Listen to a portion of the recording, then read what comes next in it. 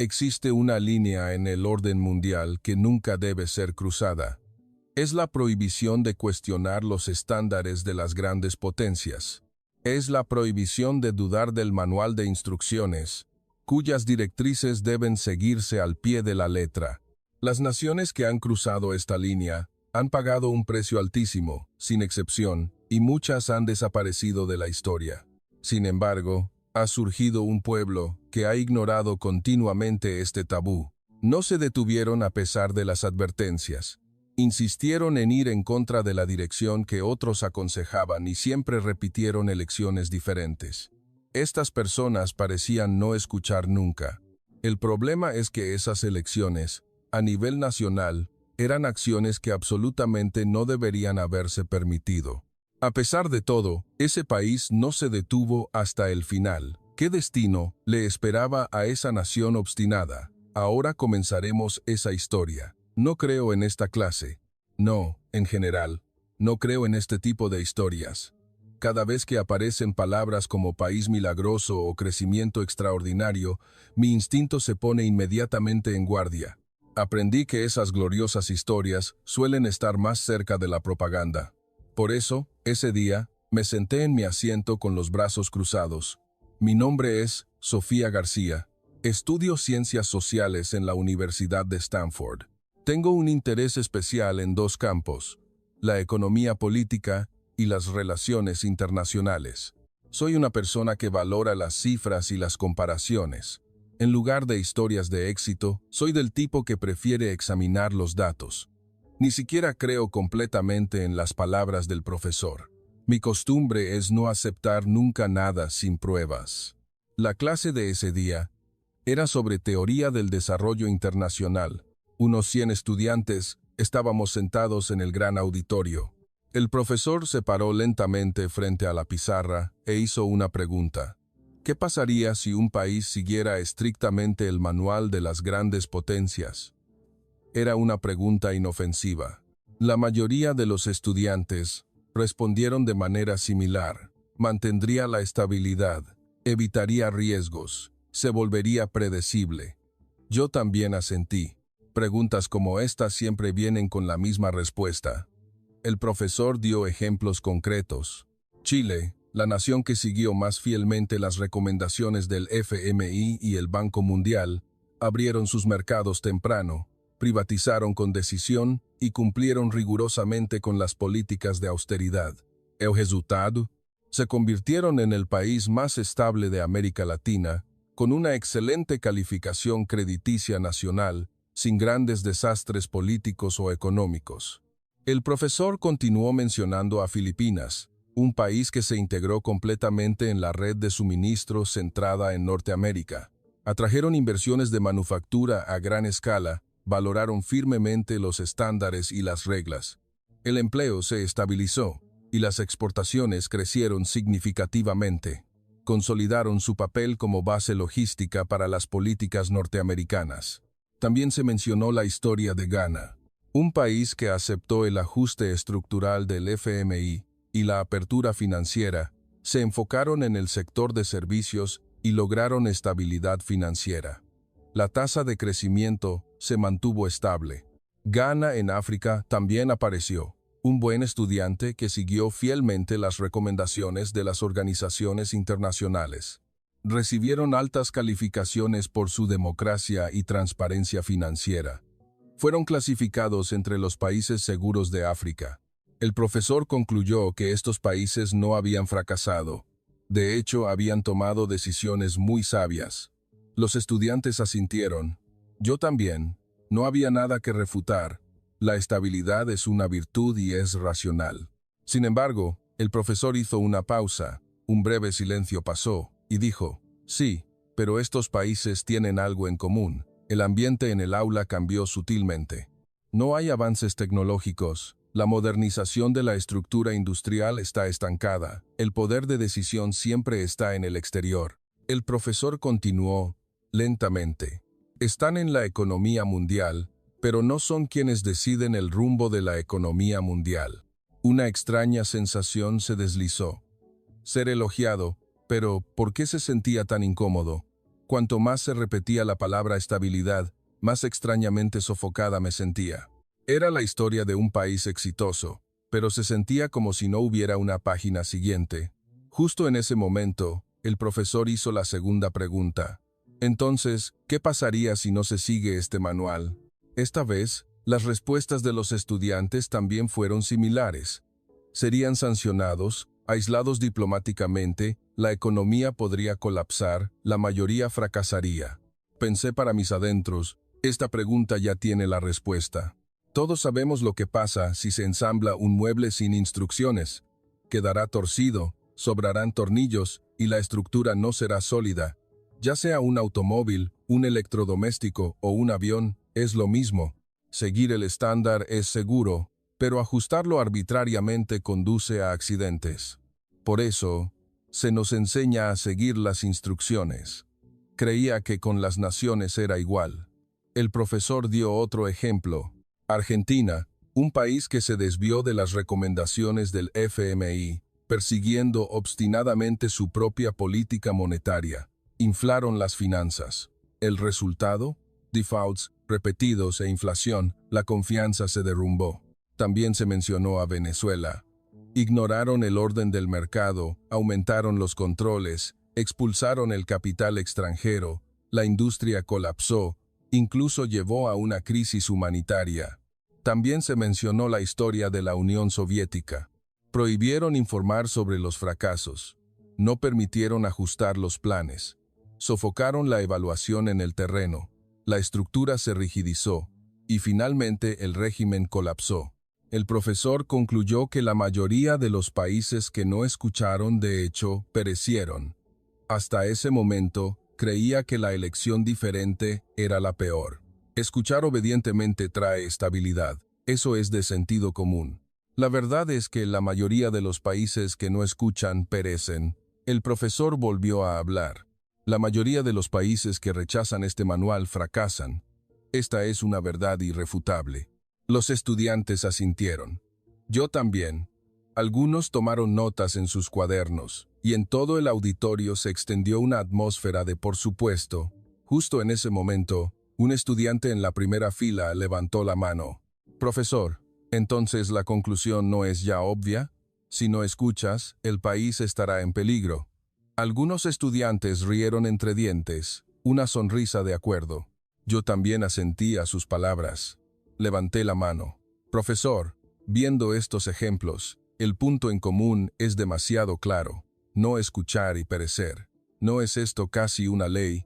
Muchos estudiantes levantaron la vista, sintiendo que mi pregunta expresaba el pensamiento de todos. No era la única que pensaba así.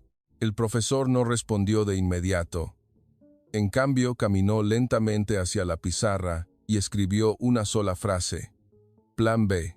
El profesor se dio la vuelta y dijo, el punto en común de estos países no es que no escucharan, todo el auditorio se quedó helado, sino que rechazaron el orden sin preparar un plan B. El silencio se apoderó del lugar. Fue el momento en que el estándar de la pregunta cambió. El profesor comenzó a analizar punto por punto. Los países que fracasaron tenían un patrón, rápidos para declarar la independencia, pero lentos para ajustarse. La responsabilidad del fracaso siempre se culpaba al exterior. Un estudiante murmuró, entonces, no es un problema de valentía, sino... El profesor continuó, un problema de capacidad de respuesta. Extrañamente, era difícil refutar esa palabra. Un estudiante en el medio preguntó, entonces, profesor, ¿existe algún país que cumpla todas esas condiciones, pero que aún así no escuche? El auditorio se quedó en silencio. Yo también estaba pensando lo mismo. El profesor asintió. Buena pregunta. Un largo silencio siguió, y la mayoría de los académicos responderían a esta pregunta de la siguiente manera. El profesor hizo una pausa. No. Los estudiantes asintieron, con rostros aliviados. Yo también. La conclusión de que no existe era más cómoda. Pero extrañamente, ¿por qué me sentía cómoda? El profesor volvió a hablar. Por eso, esta pregunta siempre es una pregunta segura. El profesor se detuvo y miró la pizarra. Sin embargo, la clase de hoy irá un paso más allá de esa conclusión segura. Mi corazón comenzó a latir más rápido. El profesor se dio la vuelta lentamente. Según los registros, solo hay una única excepción. Todo el auditorio contuvo la respiración. Un país con capacidad de respuesta, que preparó un plan B, que asumió la responsabilidad hasta el final, pero que aún así no escuchó. ¿Era eso realmente posible? Los estudiantes a mi alrededor tenían expresiones similares, rostros de incredulidad, pero al mismo tiempo estimulados por la curiosidad. Yo también. El profesor continuó. Antes de hablar de ese país, consideremos las condiciones primero. En la pizarra todavía estaba la frase Plan B. Hagamos una suposición. La voz del profesor se volvió más grave. Supongamos que hay un país que conoce todas las advertencias, entiende todos los riesgos, pero aún así elige rechazar. La expresión de los estudiantes comenzó a mezclarse entre la curiosidad y el escepticismo, porque este tipo de suposición suele ser un truco para romper la lógica. El profesor añadió una última frase. Ese país es México. Todo el auditorio se alborotó, más con confusión que con debate. ¿México?, murmuró alguien. Yo también ladeé la cabeza. Un estudiante en la fila de atrás levantó la mano. Profesor, ¿acaso México no es un caso especial? Estaba la Guerra Fría, el apoyo de los bloques. Muchos estudiantes asintieron. Correcto, había una salida. El argumento era que fue posible porque existían condiciones especiales. El profesor respondió, exacto. Y esa es precisamente la razón por la que esa elección fue aún más peligrosa. El auditorio se quedó en silencio. ¿Qué quería decir? ¿No era más seguro tener el apoyo de los bloques? El profesor no habló de los factores de éxito. En cambio, comenzó a enumerar todas las condiciones desfavorables. México no tenía abundancia de recursos estratégicos, su mercado interno era estrecho. Después de periodos de crisis, todo estaba en ruinas. La reconstrucción era abrumadora. La tecnología dependía completamente del exterior. Y había una grave escasez de capital. Ah, murmuró un estudiante, si en esa situación se rechaza el manual internacional. El profesor interrumpió de inmediato. Es una elección que hace que la supervivencia sea imposible. Esto no es una excusa. Al contrario, suena como una crítica más fuerte. No estaba defendiendo a México, sino diciendo que fue una elección más peligrosa. El estudiante de la primera fila preguntó, entonces, ¿no fue eso un acto temerario? Solo tiene sentido porque tuvo éxito. Si hubiera fracasado, habría sido una elección estúpida. Esta pregunta tenía peso porque, en realidad, muchos países tomaron decisiones similares y colapsaron. El profesor negó lentamente con la cabeza. La palabra temerario se usa cuando la gente culpa al exterior por el fracaso. La voz del profesor se volvió grave. México siempre mantuvo la responsabilidad del fracaso internamente. Todo el auditorio contuvo la respiración. La primera vez que la palabra temerario fue cuestionada. El lugar donde se sitúa la responsabilidad marcaba una diferencia tan crucial. El profesor comenzó a enumerar elecciones concretas. En lugar de importar productos terminados, México eligió desarrollar su propia producción. En lugar de consumir la ayuda de inmediato, invirtieron en la industrialización. En lugar de comprar tecnología, se esforzaron por acumularla. Eligieron el riesgo a largo plazo en lugar de la estabilidad a corto plazo. Un estudiante dijo, solo hacer una o dos de estas cosas ya sería una elección peligrosa. El profesor asintió. Exacto. Por eso, si se eligen todas a la vez, la mayoría perece. El profesor enfatizó. La mayoría. Pensé, ¿qué lo diferenciaba de los países que fracasaron antes? Argentina también eligió su propio camino. Venezuela también clamó por la autosuficiencia, pero todos perecieron o se estancaron. El profesor señaló la diferencia decisiva. Lo que diferencia a México es cómo enfrenta el fracaso. Si una política fallaba, la ajustaban de inmediato. Si un proceso fallaba, buscaban la causa y lo mejoraban. Si ocurría un accidente, no solo reemplazaban a la persona responsable, sino que cambiaban toda la estructura. Un estudiante preguntó. Entonces, ¿aceptaban el fracaso? El profesor respondió enfáticamente. No, no permitían que el fracaso se prolongara. No ocultaban el fracaso, ni culpaban al exterior. Aceptaban el fracaso como un dato para el siguiente ajuste. El ambiente en el aula cambió. La actitud hacia el fracaso era una diferencia mucho mayor de lo que pensaba. Levanté la mano. El profesor me miró. Profesor, entonces la expresión no escuchar no es incorrecta. El profesor respondió de inmediato. Correcto. Por eso deberíamos cambiar la expresión. El profesor fue a la pizarra y escribió una frase. Escuchar el consejo, pero no seguirlo al pie de la letra. Leí la frase con atención. Los países fallidos en los que había pensado antes habían desechado el riesgo y huido. Rechazaron las reglas y eludieron la responsabilidad. México abrazó el riesgo y lo soportó. Consultaron las reglas, pero las ajustaron para que se adaptaran a la realidad. Esto no era desafío, era gestión. El profesor continuó. México no rechazó el consejo. Lo que rechazaron fue lo que tenían que abandonar para seguir el consejo: soberanía tecnológica, modernización industrial, poder de decisión. Si renunciaban a esto, obtendrían estabilidad, pero nada más. Chile vino a mi mente. México y Filipinas también. Ghana también. Obtuvieron estabilidad, pero se detuvieron allí. Estaban en la economía mundial, pero en una posición en la que no podían decidir su rumbo. El profesor dijo lentamente. México intentó cruzar esa línea, sabiendo que era peligroso. Un estudiante preguntó. Entonces, ¿no fue solo suerte? Podemos decir eso porque conocemos el resultado. El profesor negó con la cabeza. Si fuera suerte, solo habrían tenido éxito en uno o dos campos, pero el mismo método de elección se repitió en muchas industrias diferentes. Automotriz, aeroespacial, software, acero, telecomunicaciones, todos mostraban el mismo patrón. Esto no es suerte. El profesor señaló la frase en la pizarra una vez más. Escuchar el consejo, pero no seguirlo al pie de la letra. Este es el modelo. No ignoraron el manual, sino que lo tomaron como punto de partida. No se detuvieron ahí, sino que lo ajustaron continuamente para adaptarlo a la realidad. Anoté esa frase en mi cuaderno.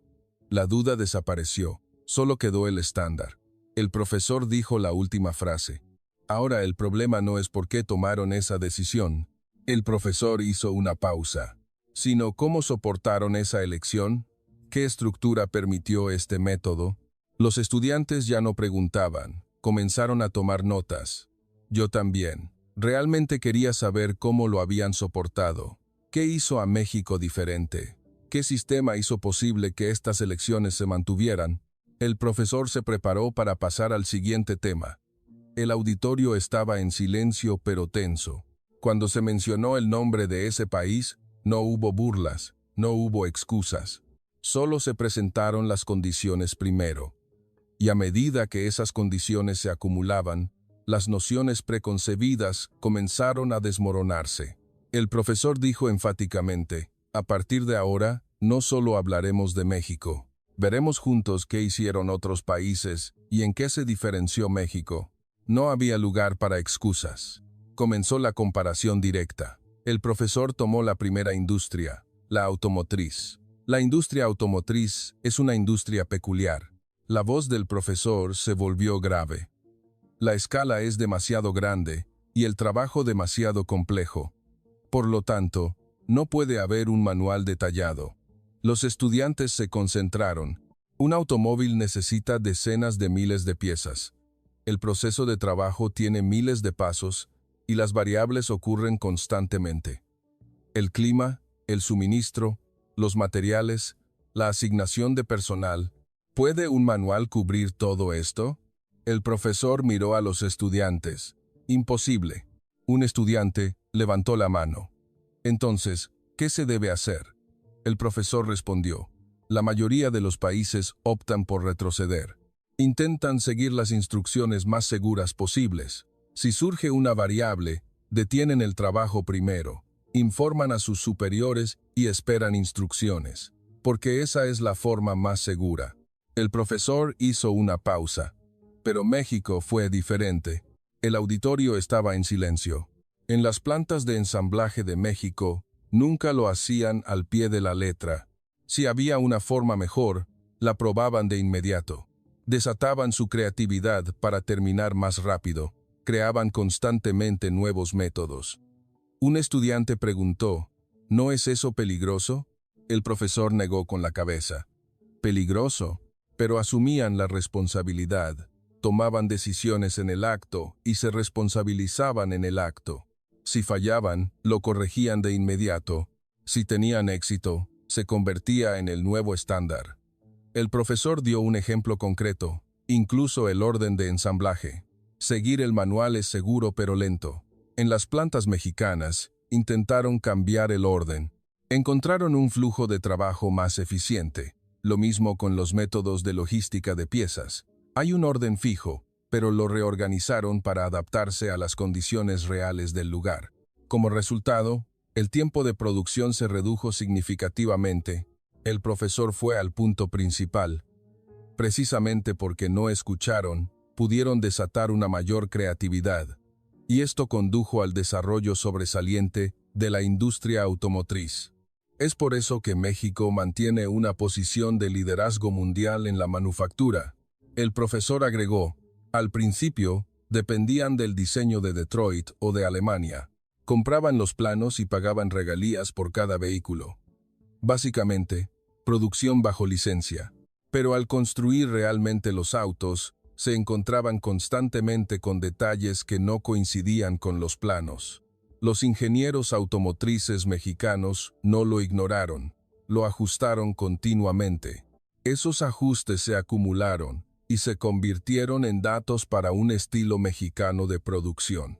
Se formó una capacidad de ingeniería propia. Un estudiante preguntó, ¿y qué pasó con las regalías? El profesor respondió, la proporción de diseño por la que se pagaban regalías disminuyó drásticamente. Los componentes de alto valor agregado, los sistemas de ensamblaje complejos, los procesos de control de calidad, ahora se fabrican con ingeniería mexicana. Las empresas automotrices extranjeras ahora tienen que mirar la fuerza de ingeniería de las plantas mexicanas y hacer pedidos basados en esa capacidad. El profesor concluyó, un país que una vez compró planos, ahora se ha convertido en un país que vende su propia capacidad de ingeniería. Tomé notas. México no se detuvo en el contenido del manual, sino que innovó. El profesor pasó a la segunda industria, la aeroespacial. La industria aeroespacial es completamente opuesta a la automotriz. La automotriz carece de un manual detallado, mientras que la aeroespacial está inundada de manuales. El manual, proporcionado por el fabricante del equipo original, tiene miles de páginas. Temperatura, presión, tiempo, todo está estipulado. Un estudiante dijo, entonces solo hay que seguirlo, ¿verdad? El profesor respondió, para las generaciones de componentes ya existentes, sí, pero al pasar a una nueva generación, es diferente. Hay casos en los que se sigue el manual, pero la productividad no aumenta. El profesor explicó el método estándar global. La mayoría de los países contactarían al fabricante del equipo, informarían el problema y esperarían una solución. Estable, pero lento, y a menudo no proporciona una solución radical. El profesor lo contrastó con el método de México. México no esperó. Dudaron del manual. Cambiaron ellos mismos las condiciones del proceso y repitieron las pruebas. Utilizaron activamente la experiencia y la intuición de los trabajadores, acumularon datos de fallos y encontraron patrones. La voz del profesor se hizo más fuerte. Comenzaron con un rendimiento del 30% y lo elevaron al 80%, mientras que otros países se conformaban con un estable 70%. Esta no es una pequeña diferencia, es una diferencia estructural en la capacidad para lidiar con el fracaso. El profesor comenzó a hablar sobre las patentes de procesos en la manufactura. Las patentes relacionadas con el diseño de los componentes están en manos de EEE, UU y Europa. Este país, México, Casi no tenía patentes de diseño y tenía que pagar regalías. Sin embargo, este país no desafió directamente el diseño. En cambio, se centraron en cambiar el orden de los procesos, ajustar las microcondiciones y la tecnología para mejorar el rendimiento. Esto no estaba en el manual. Un estudiante preguntó, «Entonces, ¿qué pasó con las regalías?».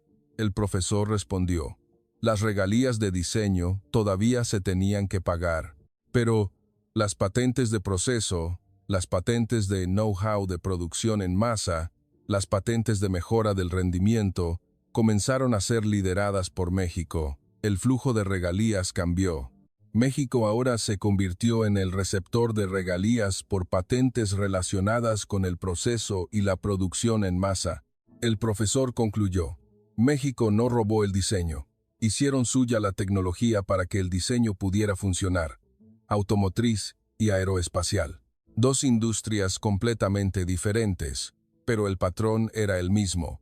Tomar el manual como punto de partida y no detenerse ahí».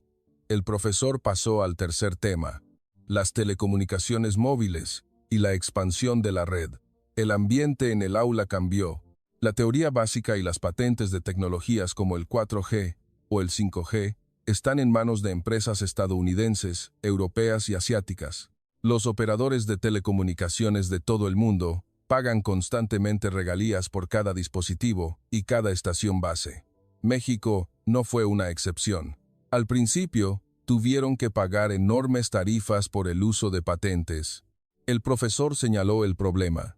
La teoría era perfecta, pero al intentar comercializarla en la realidad, los problemas surgían constantemente.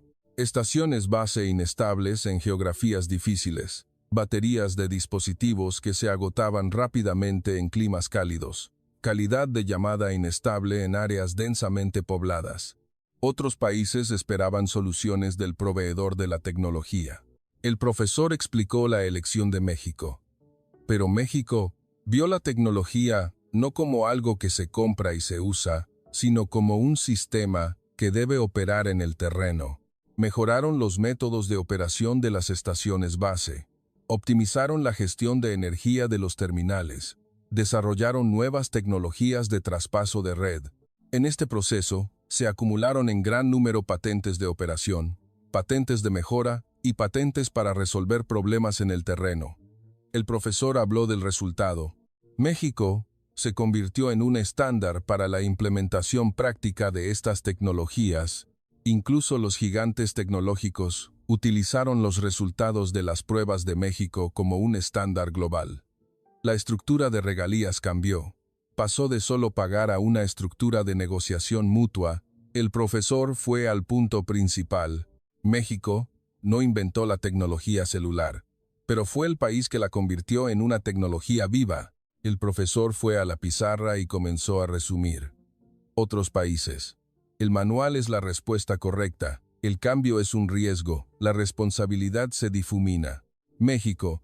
El manual es el punto de partida. El cambio es la competitividad. La responsabilidad está en el terreno. El profesor se dio la vuelta y dijo, automotriz, aeroespacial, telecomunicaciones. Esta diferencia se repite en todos los campos. No es una coincidencia, es un sistema.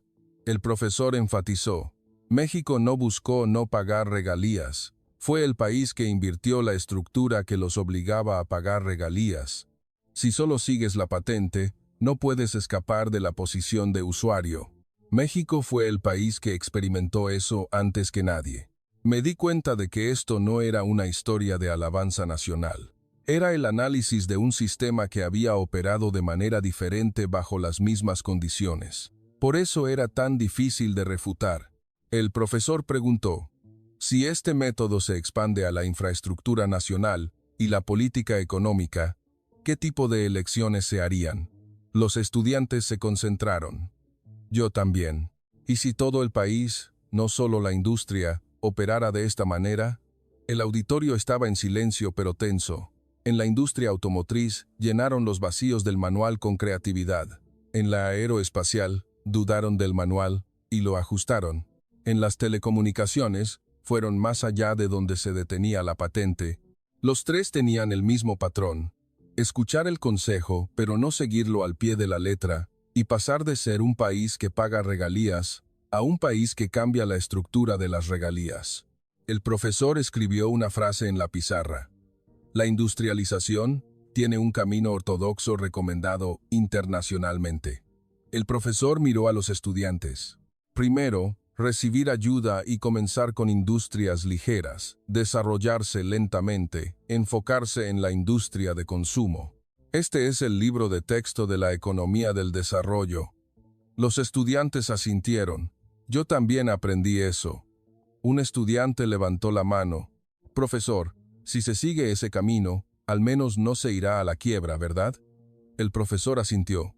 Correcto. Hizo una pausa. Por eso la mayoría de los países siguen ese camino. El auditorio se quedó en silencio. El profesor continuó de inmediato. México rechazó rotundamente ese manual. El auditorio se agitó. Un estudiante preguntó, ¿no fue esa una elección temeraria? El profesor respondió, la temeridad solo tiene valor cuando se culpa al exterior por el fracaso. México asumió la responsabilidad a nivel nacional. El profesor dio el primer ejemplo, la construcción de autopistas.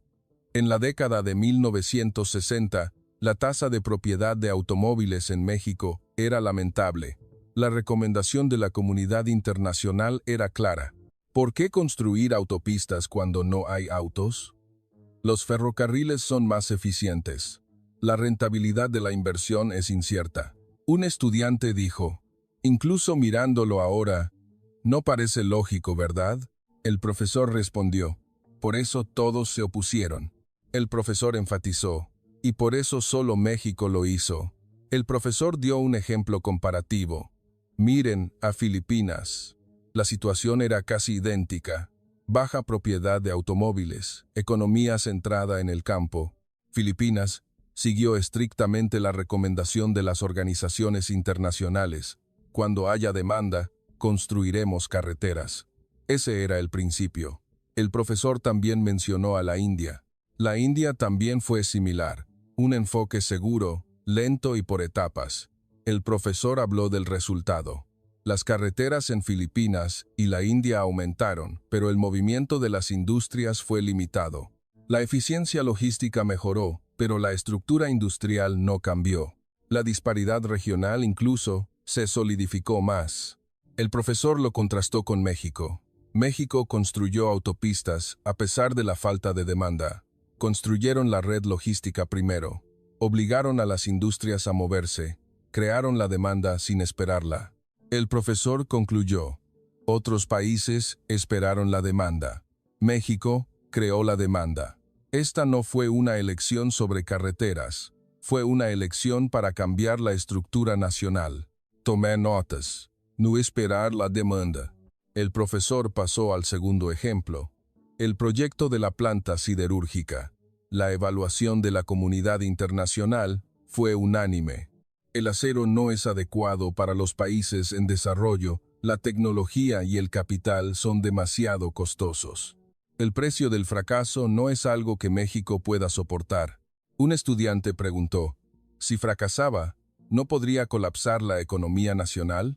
El profesor respondió enfáticamente, sí, por eso la mayoría de los países no se atrevieron a intentarlo. El profesor dio un ejemplo comparativo. Miren a Brasil. Brasil tomó la decisión racional, importar acero, centrarse en la industria de ensamblaje, atraer a empresas multinacionales. Su evaluación fue, el acero se puede comprar. El profesor también mencionó a Argentina. Argentina también siguió un camino similar, una elección segura. El profesor habló del resultado. Brasil y Argentina crecieron a corto plazo, pero las industrias fundamentales dependían del extranjero. No hubo acumulación de tecnología. Cada vez que necesitaban acero tenían que importarlo. El profesor lo contrastó con México. México comenzó a producir acero con escasez de tecnología y capital. Minimizaron la dependencia, acumularon tecnología en el terreno, diseñaron asumiendo el fracaso, y aún así México continuó. Incluso después de escuchar las razones por las que no se podía hacer, el profesor concluyó. Otros países vieron el acero como un costo, México lo vio como un desafío. El profesor dio el tercer ejemplo, las zonas francas de exportación.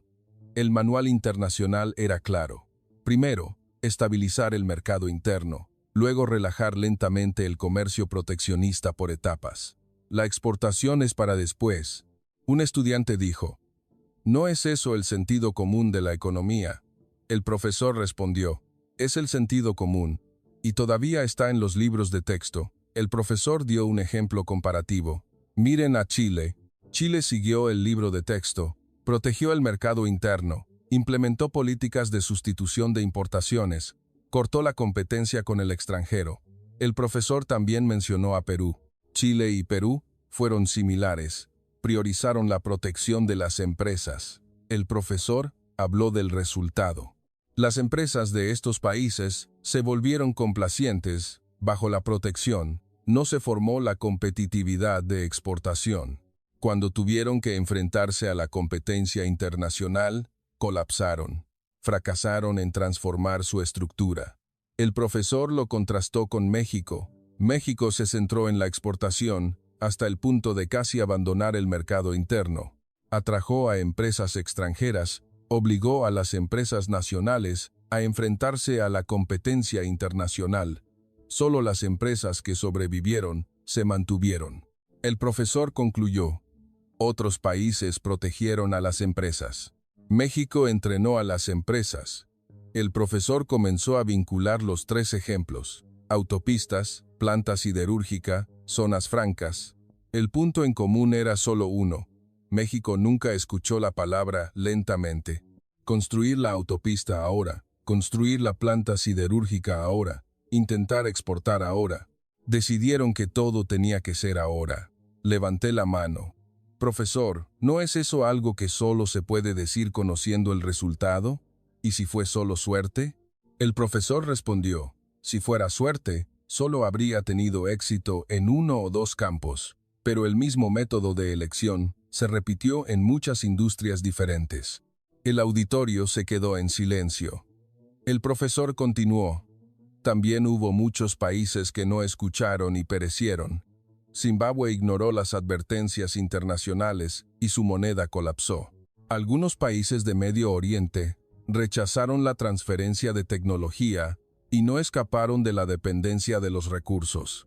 El profesor fue al punto principal. La diferencia entre México y estos países no es la desobediencia, sino la velocidad de ajuste. Después del fracaso, se ajustaron, cambiaron la estructura, eludieron la responsabilidad. El profesor escribió una frase en la pizarra. Muchos países no escucharon y perecieron. México no escuchó y se ajustó continuamente. Esa diferencia dividió sus destinos. Me di cuenta de que no era temeridad. Era una tendencia de juicio a nivel nacional. Y esta tendencia no era accidental. El profesor hizo la última pregunta. Entonces, el problema es este. ¿Qué método de pensamiento permitió estas elecciones? ¿Desde cuándo comenzó? Los estudiantes se concentraron.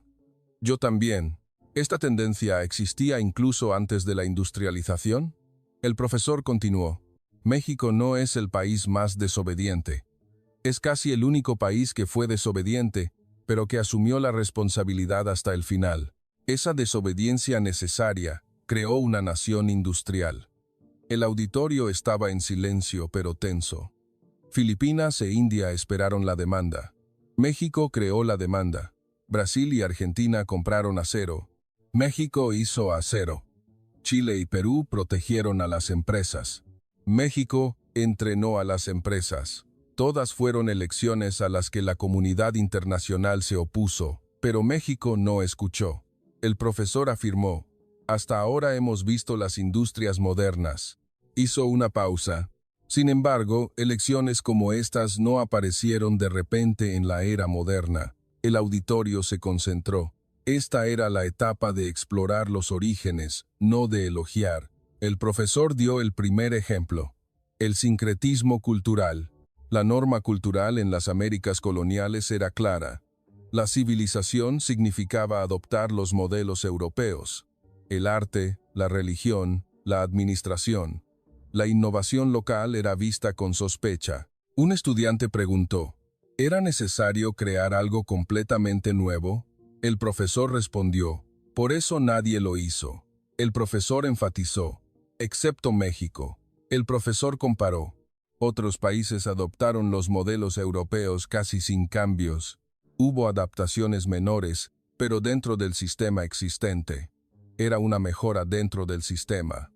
México no solo adaptó los modelos europeos, los fusionó con sus raíces indígenas desde cero. Crearon un arte muralista que usaba técnicas europeas para contar historias prehispánicas y revolucionarias. Fusionaron el catolicismo con rituales y creencias indígenas, creando una fe única. El profesor fue al punto principal. No se preguntaron cómo usar el modelo, sino por qué usarlo.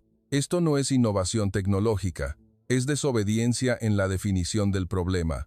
El profesor concluyó, algunos países copiaron el modelo, otros lo adaptaron, y México reinventó el concepto mismo de identidad. El profesor pasó al segundo ejemplo, la cultura artesanal.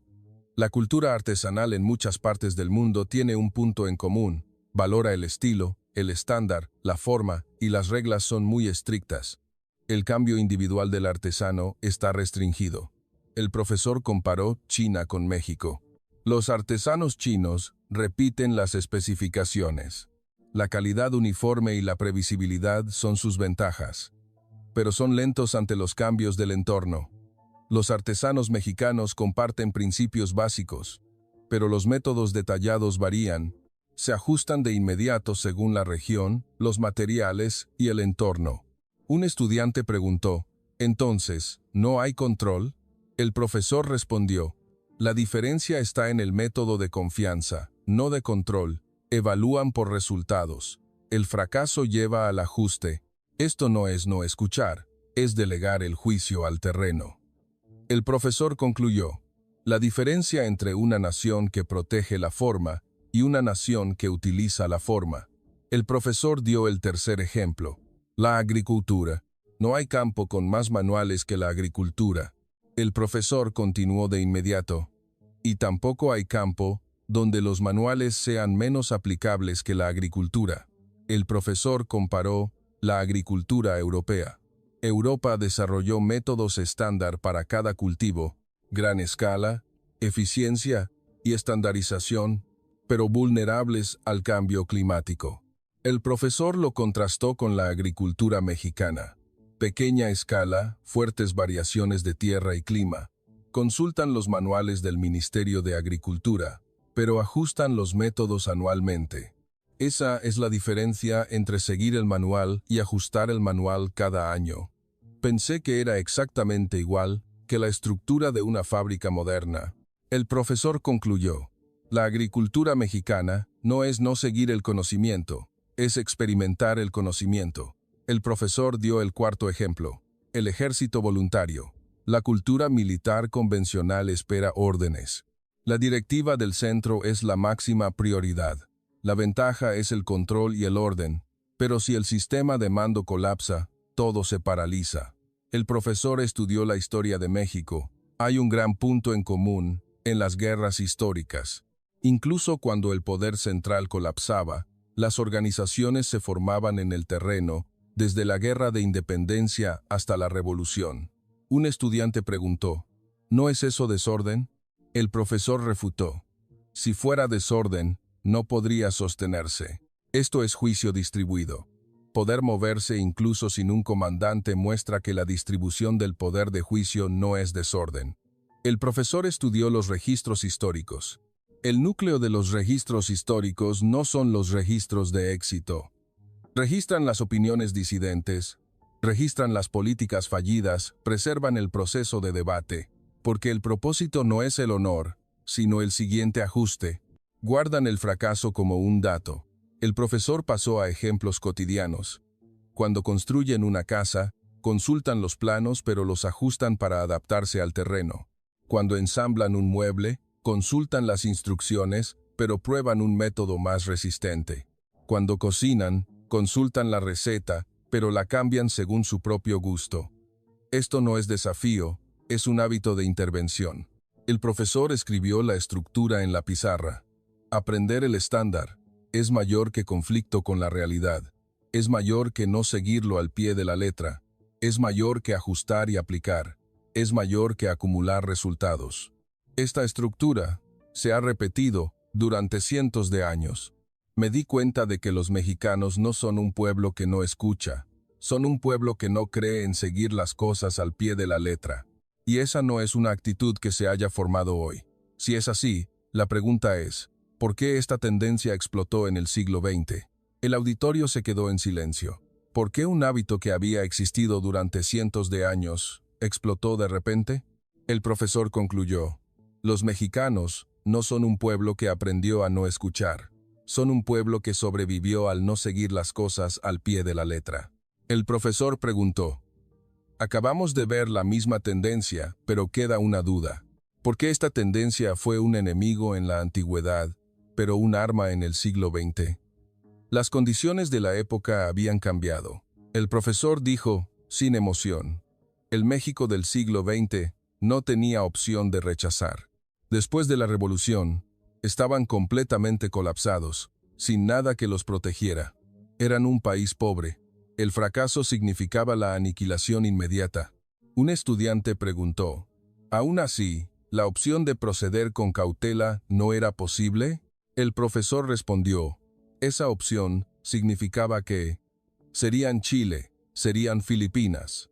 El profesor fue al punto principal. La sociedad mexicana no es que no tema al fracaso. No tenían tiempo para temer al fracaso. El fracaso tenía que ser corregido de inmediato, desafiado de nuevo, y ese proceso se convirtió en aprendizaje. El fracaso se convirtió en un proceso, no en un costo. El profesor enfatizó la velocidad. La esencia del crecimiento acelerado no es el crecimiento rápido, es el ajuste rápido. El ciclo de planificar, ejecutar, cometer errores, corregir, se ha repetido más que en cualquier otro país. Un estudiante dijo, ¿entonces no hubo caos? El profesor respondió, por eso eligieron la velocidad de aprendizaje sobre el orden. El profesor señaló la estructura del personal. Con escasez de talento de alto nivel, no tenían más opción que delegar el juicio al terreno. El control desde el centro tenía límites. Si fuera una estructura que solo hace lo que se le dice, nada funcionaría. No es no escuchar, es distribución para sobrevivir. El profesor dijo bruscamente, una sociedad que oculta el fracaso perecerá lentamente. México no tuvo tiempo para ocultar el fracaso. El fracaso se exponía de inmediato. La presión para ajustar era inmensa, y eludir la responsabilidad era imposible. Por lo tanto, la incompetencia se eliminaba, la obstinación se corregía, y los resultados se acumulaban. Levanté la mano. Profesor, otros países pobres tenían condiciones similares. El profesor refutó. Condiciones similares, pero reacciones diferentes. Algunos países convirtieron el fracaso en un problema político, otros lo encubrieron, otros culparon al exterior. México convirtió el fracaso en la siguiente orden de trabajo. El profesor comenzó a comparar con otros países. Miren a Alemania.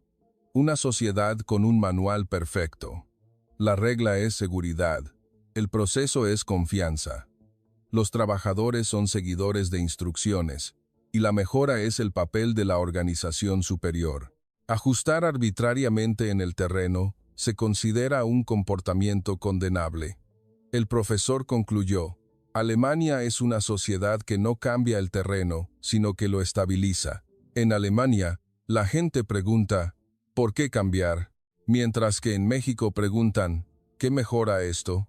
El orden de la pregunta es diferente. El profesor también mencionó a otros países asiáticos desarrollados. Algunos países son sociedades que valoran la jerarquía. No seguir las instrucciones es disonancia organizacional. El juicio personal es un acto de destacar. El fracaso es molestar al colectivo. La mejora solo se permite si es una mejora consensuada. El ajuste instantáneo por parte de un individuo es casi imposible. Por lo tanto, la velocidad del cambio es lenta. El profesor concluyó, esa nación es una sociedad que escucha muy bien y por eso fue fuerte durante mucho tiempo. pero en una era que requiere un ajuste rápido, se convirtió en una carga. Esa nación prioriza la armonía, México prioriza los resultados. El profesor también mencionó a Francia y Estados Unidos. Francia es una sociedad que separa el diseño de la ejecución. El diseño lo hace la élite, la ejecución la hace el terreno. El juicio del terreno es un comportamiento condenable. Ajustar la teoría es el papel de los superiores. Francia respeta el terreno, pero no le da poder de decisión. Estados Unidos ama la creatividad, pero es una sociedad que culpa al individuo. Desviarse de la regulación conduce al riesgo. El ajuste creativo se convierte en una bomba de responsabilidad. Por lo tanto, la creatividad solo ocurre en las startups y las grandes organizaciones se vuelven extremadamente cautelosas. El profesor fue al punto principal. Otros países castigan al individuo que viola la regla. México evalúa al individuo que produce resultados. En México, no escuchar no es disonancia social, es parte del proceso de trabajo. El profesor concluyó, la fortaleza de México es esta, no es la desobediencia de un individuo, es una estructura que permite el ajuste, arraigada en toda la sociedad. Autonomía en el terreno, retroalimentación rápida, registro del fracaso. Este ADN explotó en el momento en que la era lo requirió. Lo entendí. El milagro mexicano no fue el resultado del talento. Fue el producto de un entorno que obligó a un ajuste rápido del fracaso. El profesor hizo la última pregunta. Entonces, la siguiente pregunta es, ¿este método solo es efectivo dentro de México o funciona de manera similar en otros entornos? Los estudiantes se concentraron. Yo también. En algunas sociedades, la persona que no escucha es un problema. En México, la persona que solo escucha es un problema. La misma persona competente, dependiendo de dónde se encuentre, puede ser un héroe o un alborotador. El ADN obstinado y desobediente solo se convirtió en un arma en el siglo XX.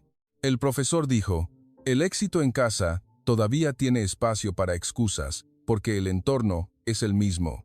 Pero el éxito en el extranjero no tiene excusa. Hizo una pausa. Esta es la verdadera etapa de verificación. El profesor presentó 3 condiciones: un entorno hostil, un estándar existente que no funciona y ejemplos acumulados de fracaso. El profesor enfatizó, los países desarrollados abordaron estos problemas primero, y la mayoría fracasó. Los estudiantes se concentraron. El profesor dio el primer ejemplo: el cultivo de aguacates en Mongolia. Cultivar aguacates en Mongolia fue un desafío que fracasó durante décadas. Los países desarrollados lo intentaron primero. Mejoraron las variedades, invirtieron en maquinaria. Siguieron el calendario de siembra del libro de texto. El profesor habló del resultado: fracaso repetido. La conclusión fue: ambiente inadecuado. Un estudiante preguntó, si el clima no es adecuado, ese es el resultado natural, ¿no? El profesor refutó enfáticamente. México replanteó la pregunta. ¿Por qué no funciona? Diversificaron los tiempos de siembra, cambiaron la forma de criar los plantones, ajustaron la concentración de agua en el terreno, experimentaron asumiendo el fracaso. El profesor concluyó, no cambiaron el manual, crearon el manual. Finalmente lograron cultivar aguacates y se extendió localmente. No fue que no escucharan, fue que reescribieron la respuesta misma. El profesor pasó al segundo ejemplo, la agricultura en el desierto de Medio Oriente. La agricultura en el desierto es imposible, ese es el prejuicio. Los países desarrollados también lo intentaron. Construyeron granjas inteligentes a gran escala, invirtieron en equipos costosos, buscaron logros a corto plazo. El profesor habló del resultado: insostenible, fracaso en la difusión local. El profesor explicó el método de México. México experimentó repetidamente a pequeña escala. Analizaron paso a paso las condiciones de sal y agua. Se centraron en el personal local para el ajuste. El profesor concluyó, México no demostró, se puede hacer en el desierto. Identificaron con precisión ¿Hasta dónde se puede hacer? Esa es la sostenibilidad. Y se expandió en una forma adecuada para el lugar. El profesor dio el tercer ejemplo. Proyectos complejos de infraestructura y agricultura en África. Los países desarrollados trasplantan un modelo completo. El final del proyecto es la retirada. El profesor habló del resultado. Fracaso en el mantenimiento. El lugar vuelve a caer en la dependencia. El profesor lo contrastó con el método de México. México analiza desde las condiciones locales, disuelve el modelo estándar, transfiere el método de operación, provoca un cambio de conciencia en la gente local. Sabían que solo la tecnología no es suficiente, que el cambio debe venir desde el espíritu. Un estudiante preguntó, «¿Eso no es un problema técnico, es un problema cultural?» El profesor respondió de inmediato, «Por eso es lo más difícil de aprender». El profesor resumió los 3 ejemplos. México no llevó la respuesta correcta. Llevó la preparación para cometer errores. Permitieron el fracaso, ajustaron en el terreno y compartieron la responsabilidad. Este no es un método de no escuchar, es un método de no intentar dominar el problema. El profesor resumió la reacción de los países asistidos. Dijeron, queremos aprender a pensar más que la técnica. Entendieron por qué su forma de hacer las cosas no funcionaba. Buscaron el método mexicano.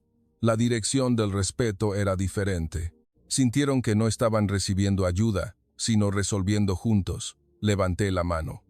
Profesor, ¿entonces México superó las soluciones de otras potencias? El profesor respondió, no. Resolvieron los problemas que ellos no pudieron resolver con un método diferente. El profesor concluyó, otras potencias intentan completar la respuesta correcta. México intenta hacer que la respuesta correcta funcione. Por eso, los países que reciben apoyo ven a México como un precursor, no como un donante. El auditorio estaba en silencio. Mongolia, el desierto, África. El mismo patrón se repitió en los 3 lugares. El país que llevó la respuesta fracasó. El país que construyó mientras reparaba, lo resolvió. Vi que el profesor se preparaba para pasar a la siguiente sección. El profesor dijo enfáticamente, el futuro en el que vivirán no tiene un manual completo. El auditorio estaba en silencio. La tecnología es demasiado rápida, el entorno demasiado complejo, los problemas están entrelazados, es el momento en que todos los libros de texto que hemos aprendido se vuelven imperfectos. Un estudiante preguntó, profesor, ¿entonces los países desarrollados actuales tendrán una ventaja? El profesor respondió, cuanta más experiencia estable tengan, más lentos serán ante el cambio. Cuantos más manuales de éxito tengan, más difícil será deshacerse de ellos. La estructura de responsabilidad se rigidiza. La fortaleza del país se convierte en una carga para el futuro. El profesor escribió 3 cosas en la pizarra: cambio climático, colapso de la cadena de suministro, cambio de la estructura demográfica. El punto en común de estos problemas es que no hay una respuesta correcta. Si funciona o no, solo se puede saber después de intentarlo y ajustarlo. Levanté la mano. Entonces, ¿las reglas y los manuales se vuelven inútiles? El profesor negó con la cabeza. No, la regla se convierte en el punto de partida, pero detenerse ahí es quedarse atrás. El profesor volvió a presentar la estructura familiar. Aprender el estándar es mayor que conflicto con la realidad, es mayor que no seguirlo al pie de la letra, es mayor que ajustar, y ejecutar es mayor que acumular resultados. Esta no es una nueva estrategia para el futuro, es el método que México ha utilizado. El profesor señaló la diferencia decisiva. Lo que dividirá el futuro no es la tecnología, sino si una sociedad permite el ajuste o si es una sociedad que lo reprende. Hay sociedades que ven el ajuste como incompetencia y sociedades que lo ven como aprendizaje. Esta diferencia crecerá con el tiempo. Un estudiante preguntó, profesor, ¿entonces México está perfectamente preparado? El profesor respondió con realismo, no, pero han practicado. Una sociedad que ha experimentado el fracaso. Una sociedad con una velocidad de ajuste rápida Una sociedad acostumbrada a la intervención en el terreno, la capacidad de adaptación ha sido entrenada. Pensé que hasta ahora creía que una sociedad que escucha es una sociedad madura. Pero el profesor estaba diciendo que el futuro es diferente. ¿Quién puede ajustarse más rápido? El profesor comenzó a resumir la clase. La era que viene no es la era de la nación que mejor cumple las reglas, sino la era de la nación que más rápido ajusta las reglas. El profesor agregó la última frase.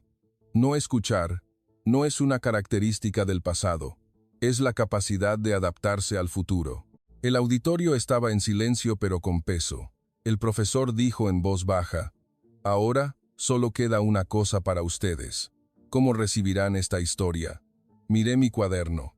Chile, Filipinas, Ghana, los países que eligieron la estabilidad.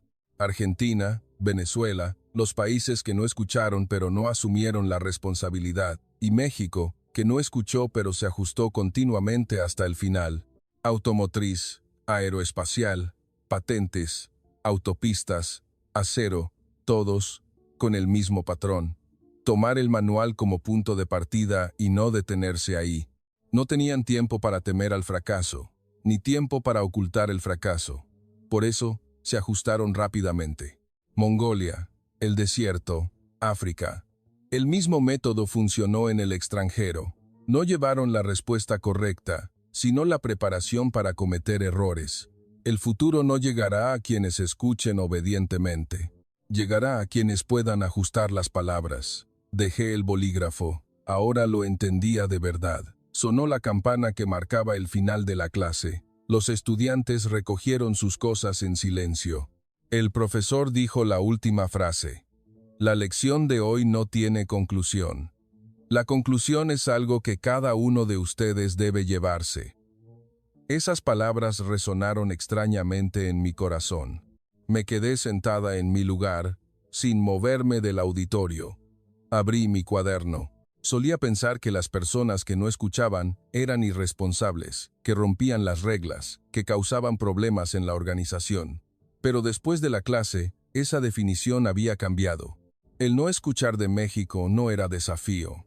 Era una actitud de no huir del resultado. Repasé mi cuaderno. El ajuste en la planta automotriz, el ajuste no oficial en el proceso aeroespacial, el método que hizo suya la patente ajustándola, el éxito de la agricultura en Mongolia y el desierto. Todo estaba conectado. Si se sigue al pie de la letra lo que se dice, quizás sea más seguro, pero no quedará nada. Me enfrenté a mi propia pregunta, la dirección de la responsabilidad. Si escuchas obedientemente, la responsabilidad recae en tus superiores. Pero si ajustas y ejecutas, la responsabilidad recae en ti mismo. Por eso no todos pueden hacerlo. Ya no comparaba, tampoco juzgaba. Algunas sociedades eligen la estabilidad, otras el ajuste. México estaba en una posición en la que, si no aceptaban el riesgo, serían destruidos. Por eso no tenían otra opción. Escribí en la última página de mi cuaderno, redefiniendo el milagro.